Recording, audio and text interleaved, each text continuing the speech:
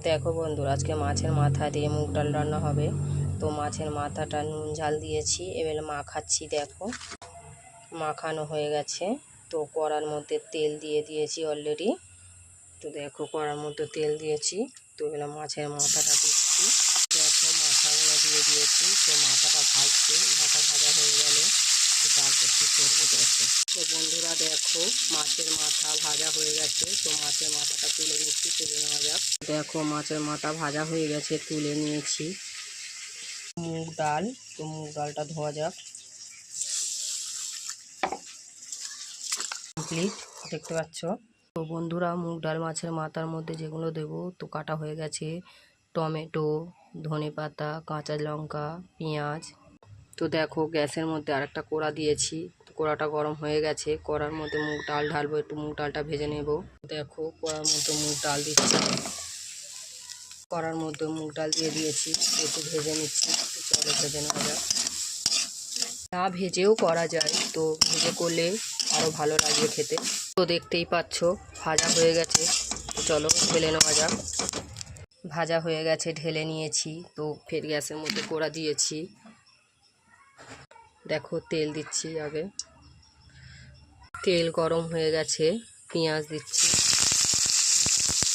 পেঁয়াজের সাথে দু চারটে ধনেপাতা উঠে যাচ্ছে।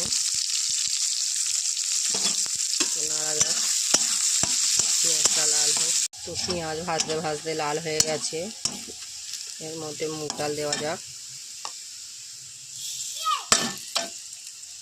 ডাল দিয়ে দিয়েছি। তো নাড়া কষাচ্ছি এখন। তো দেখো জিরে বাটা, সর্ষে জিরে সব একসাথে করে বেটে দিলাম।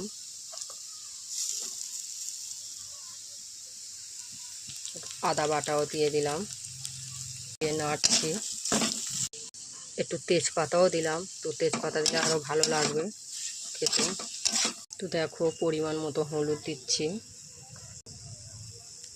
তো পরিমাণ মতন ঝাল দিচ্ছি।